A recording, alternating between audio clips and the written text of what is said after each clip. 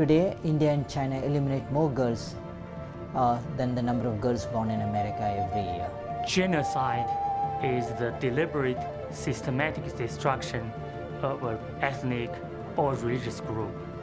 Gendercide is the deliberate, systematic destruction of a gender group, usually girls.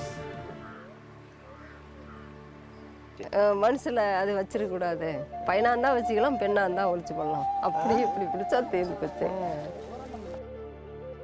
பிறந்த உடனே நானே possible மறுபடி பையனே இல்லை அப்படின்னு 8 குழந்தைங்களாட்டெல்லாம் கொண்டு விட்டோம்.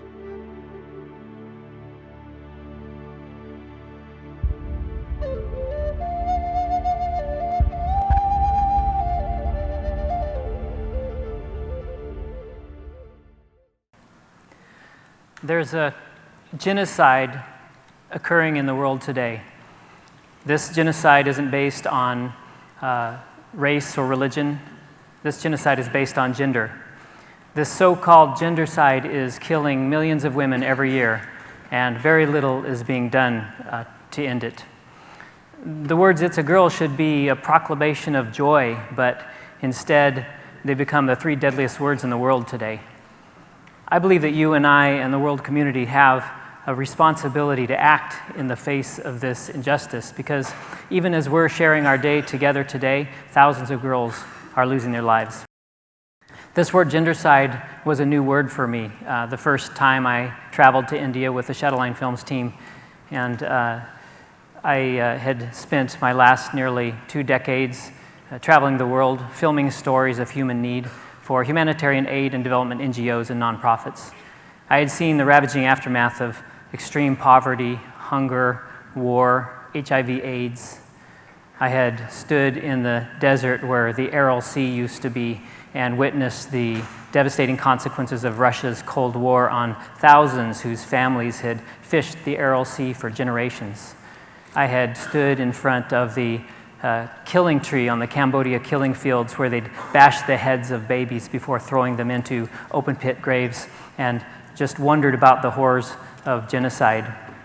My heart over the years has been broken over and over again by the scale of injustice and suffering in the world today.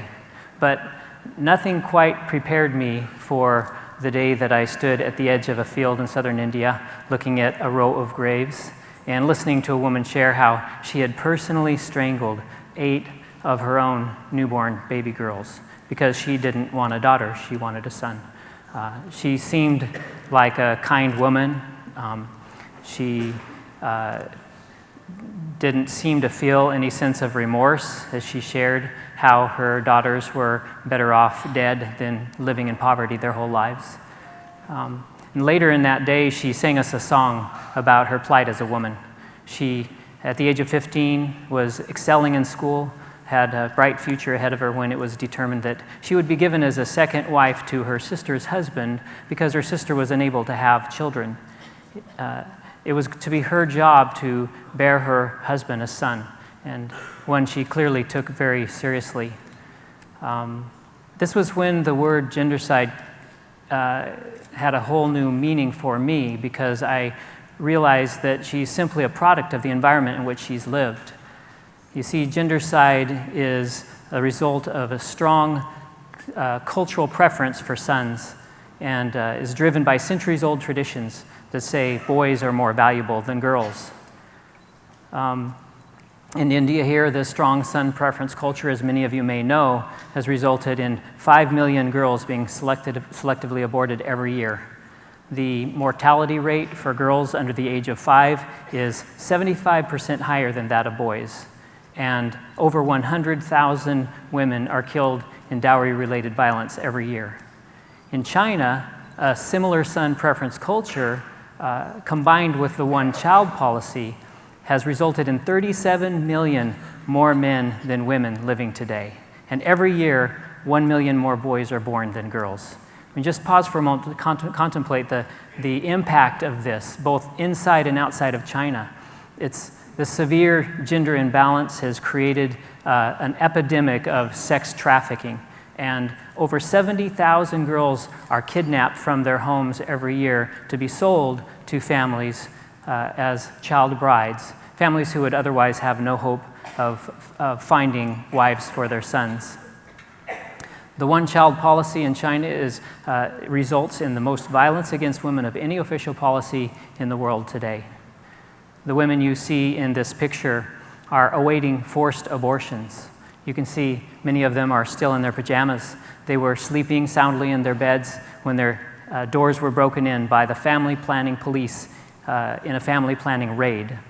They were found to be pregnant without a birth permit and are doomed to suffer the violence of forced abortion and, in many cases, forced sterilization. These raids are not all that uncommon in China today, and it's no wonder that millions of Chinese women choose to electively abort their girls in their quests for sons rather than risk this kind of violence. 200 million women are missing in the world today due to gendercide. 200 million. It's hard to comprehend that number. That's 2/3 of the population of the United States where I live. That's more than all of the deaths of World War I and World War II combined. That's more than all of the major genocidal events of the 20th century combined. As a filmmaker facing the reality of this gendercide, I've been faced with a difficult question. How do I respond to one of the greatest human rights issues of our time, and what is certainly the greatest form of violence against women in the world today? Let's listen to Rita Banerjee of the 50 Million Missing campaign as she addresses this same question in this clip from the film. So when you say something like, you show a picture of a little girl and you say save the girl child, and you have many people say that, yeah, save the girl child, who are we addressing? Who are we talking to? When you say save the girl child, who's listening? When you turn the mirror around, and unless we take a good hard look into our psyche, into our moral conscience, and you realize that as a nation we have need for examination, for shame, and for change, for actually confronting it within ourselves, nothing is going to change. There needs to be an assumption of responsibility, that there is something that we have allowed to go horribly wrong, and we are each responsible for it. I think, thank you. Rita's invitation to turn the mirror around, I think, is a fair challenge for each of us. A revolutionary movement restoring dignity and value to the girls of India and China is going to take participation from every member of society, from little girls believing that they're worthy of an education and the autonomy to determine their own destiny as women, to younger generations who refuse to participate, who reject the destructive traditions of the past like dowry or child brides, to our medical professionals who honor the Hippocratic oath over the allure of easy money, to our governmental officials who refuse to participate in corruption and establish and enforce laws that protect and value girls as they do boys. The fact of the matter is, it's those in authority who establish the standard of justice for every family or society or nation. And we as parents and grandparents are the ones who determine the generational patterns of behavior that define the future. If we're ever to see an end to this social evil of gendercide, it's going to require all of us to think differently, to find a whole new way of thinking, to find a whole new way of educating, to find a whole new way of defining and defending equality and justice. My challenge to you today is, what might your role be in creating a whole new future for the girls of India and China? As a filmmaker, my role has been to create a documentary film that I hope will educate and mobilize a movement to end gendercide. And I hope each of you would consider bringing this film to your community to help in that process.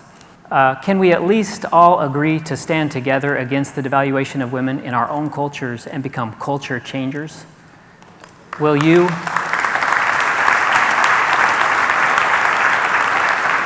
consider lending your voice to the women of China who are suffering and have no voice of their own? Together, we can make gendercide famous and one day see gendercide become a distant memory of the past. Thank you so much.